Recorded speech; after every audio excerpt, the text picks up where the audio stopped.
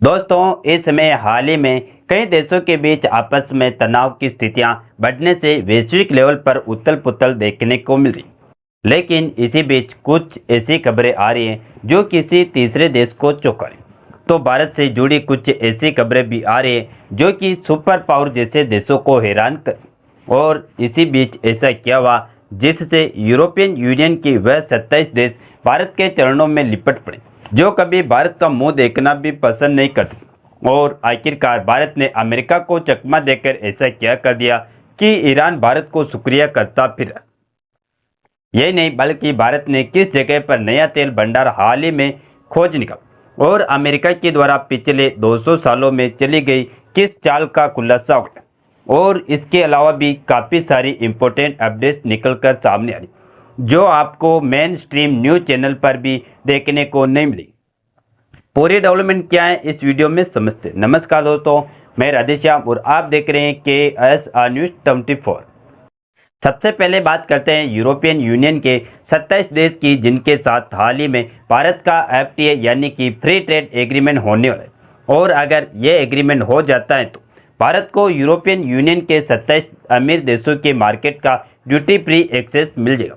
यानी कि भारत अपने सामानों को यूरोपियन यूनियन के सभी अमीर देशों में बिना एडिशनल टैक्स और टैरिफ के अपने सामानों को एक्सपोर्ट कर पाए, जिससे भारत के ज़्यादा से ज़्यादा सामान यूरोप में जाएंगे और भारत की होने वाली कमाई पहले से ज़्यादा होगी। लेकिन अब जब फ्री ट्रेड एग्रीमेंट की बात अपने फाइनल स्टेज पर जाने वाली थी तो यूरोपियन यूनियन भारत से कुछ ज़्यादा ही चालाकी दिखाने की कोशिश करे।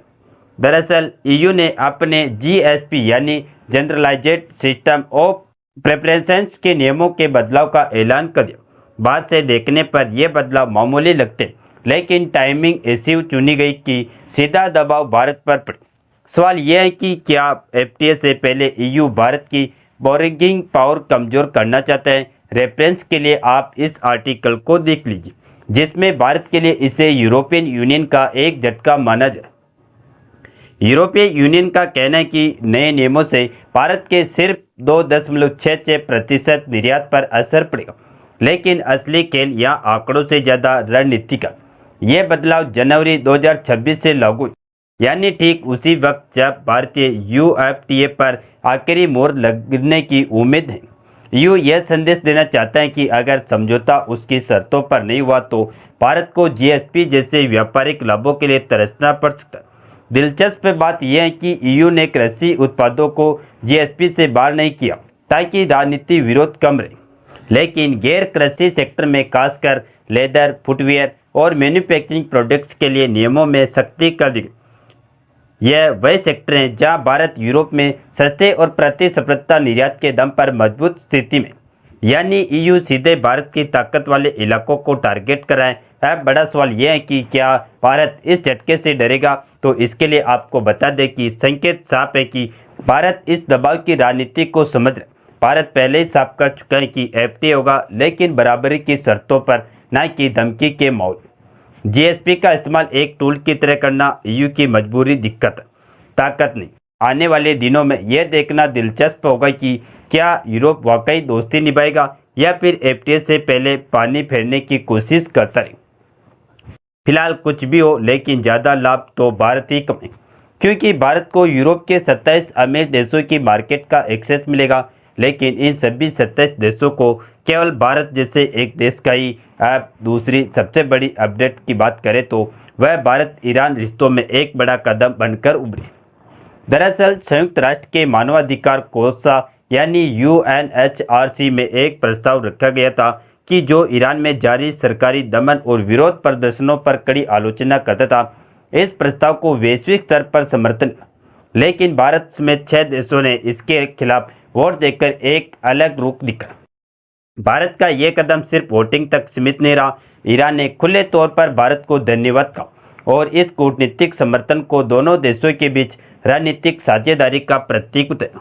दिल्ली ने बताया कि वह देश विशिष्ट निंदा प्रस्ताव को ज़्यादा प्राथमिकता नहीं देता और इसे संवाद और कूटनीतिक समाधान की दिशा में रुचि का संकेत माना जाए। इस फैसले के पीछे एक भू राजनीतिक का बड़ा खेल भी काम कर रहा है। ईरान मिडल ईस्ट में भारत का ऊर्जा स्रोत रणनीतिक साझेदार है, खासकर चाबार पोर्ट जैसे प्रोजेक्ट्स के संदर्भ में, जो अफगानिस्तान और मध्य एशिया तक पहुंच को आसान बना। भारत का रुख इस बात की ओर संकेत करता है कि वह शांतिपूर्ण समाधान और संतुलित नीति पर जोर देता, बजाय किसी एक पक्ष का खुला समर्थन करने। अब यह देखना होगा कि इस फैसले से अमेरिका जैसे बड़े खिलाड़ियों का रुख क्या होता है, क्योंकि वहां से इस प्रस्ताव के समर्थन की उम्मीद थी। भारत की यह रणनीति वैश्विक मंच पर उसकी स्वतंत्र और संतुलित कूटनीति की मिसाइल बन सकती और साथ ही क्षेत्रीय स्थिरता और ऊर्जा सुरक्षा जैसे अहम मुद्दों में उसकी भूमिका को फिर से मजबूर करती। नेक्स्ट अपडेट आ रही है भारत के गारमेंट सेक्टर को लेकर, जिसका एक्सपोर्ट अमेरिका में लगातार कम होता जा रहा। लेकिन दोस्तों, इससे नुकसान भारत का नहीं बल्कि खुद अमेरिका का। दरअसल अमेरिका के बाजार में होने वाले भारतीय गारमेंट्स के निर्यात पर 50% शुल्क का असर दिखने लगा है। 50% शुल्क के बाद सभी प्रकार के गारमेंट निर्यात पर कम से कम 60% का शुल्क लगा, जिससे अमेरिका के खरीदारों ने भारतीय निर्यातकों से माल खरीदना कम कर या फिर उनसे कीमत में अतिरिक्त छूट की मांग करें। कई भारतीय निर्यातक अब यूरोप, अफ्रीका और मेक्सिको जैसे बाजारों की ओर रुख कर रहे, जिससे भारत का गारमेंट एक्सपोर्ट एक और अमेरिका में कम हुआ तो वही दूसरी ओर इन देशों में बढ़ गया। इसीलिए बताया जा रहा है कि भारत के गारमेंट एक्सपोर्ट पर 50% टैरिफ लगाना अब अमेरिका को खुद उल्टा भारी पड़ चुका। इसके अलावा नेक्स्ट अपडेट अमेरिका की धोती खोलने वाली, क्योंकि हाल ही में एक रिपोर्ट में खुलासा किया गया कि अमेरिका ग्रीनलैंड पर कब्जा कर, तो यह उनके लिए नया नहीं, बल्कि बीते 200 सालों में अमेरिका ने 8 देशों पर कब्जा किया, जहां हर 30 साल में एक पर कंट्रोल किया गया। दुनिया को यह दिखाने की कोशिश की जा रही है कि यह सिर्फ रणनीतिक और सुरक्षा चिंता है, लेकिन हकीकत यह है कि अमेरिका का इतिहास रहा है जमीन पर कब्जा करना और उसे स्थायी कंट्रोल में बदल देना।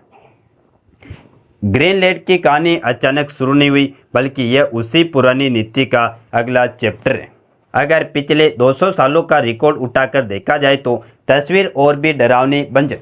अमेरिका ने इस दौरान कम से कम 8 देशों और क्षेत्रों पर सीधे या इनडायरेक्टली रूप से कब्जे किया। खास बात यह है कि यह सब किसी एक दौर में नहीं हुआ, बल्कि लगभग हर 25 से 30 साल में एक नया इलाका अमेरिका के कंट्रोल में जाता रहा। यानी यह कोई संयोग नहीं, बल्कि एक सोची समझी विस्तारवादी रणनीति रही। इनमें नाम आते हैं Louisiana territory, Florida, textile, California, Alaska, Hawaii, Puerto Rico और फिलीपींस जैसे इलाके, जिन्हें कभी खरीद के नाम पर, कभी युद्ध के बहाने और कभी सुरक्षा की एड में अपने कब्जे में ली गई। अब अगली और बेहद बड़ी अपडेट भारत की ऊर्जा सुरक्षा से जुड़ी सामने आ रही। ताज़ा रिपोर्ट के मुताबिक भारत के पूर्वी तट पर करीब 24 अरब बैरल हाइड्रोकार्बन भंडार होने की संभावना जताई गई। अगर यह अनुमान सही साबित होता है तो यह खोज भारत के लिए किसी गेम चेंजर से कम नहीं होगी, क्योंकि इससे भारत की तेल और गैस पर विदेश निर्भरता में भारी कमी आ सकती है। जानकारी के अनुसार यह संभावित भंडार कृष्णा गोदावरी बेसिन, महानदी बेसिन और महानदी बेसिन और बंगाल बेसिन जैसे क्षेत्रों में माना जाए। यह वही इलाके हैं जहाँ पहले भी प्राकृतिक गैस की मौजूदगी के संकेत मिल चुके, लेकिन अब जो आंकड़े सामने आ रहे हैं वह ये कहीं ज़्यादा बड़े। एक्सपर्ट का मानना है कि अगर इन भंडारों का व्यावसायिक दोहन शुरू होता है तो भारत घरेलू उत्पादन के मामले में कई बड़े तेल उत्पादक देशों की कतार में खड़ा हो सकता है। अब देखना इंटरेस्टिंग होगा कि भारत तेल निकालने में कामयाबी हासिल कर पाता है या नहीं। हर 24 घंटे के अंदर जियोपॉलिटिक्स में बड़े बदलाव और उलटफेर हो रहे और भारत के लिए नए चैलेंज आ रहे। कोई देश अपने फैसले से पलट रहा है तो कोई देश ब्लैकमेलिंग के ऊपर उतर है।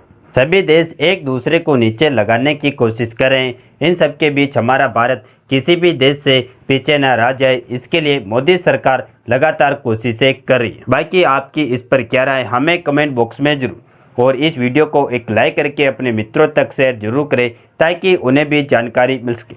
इसी तरह और भी नॉलेजेबल वीडियो देखने के लिए हमारे चैनल KSR न्यूज़ को सब्सक्राइब करके बेल आइकन को ऑल पर जरूर सेलेक्ट करें। जय श्री राम, जय हिंद, जय भारत।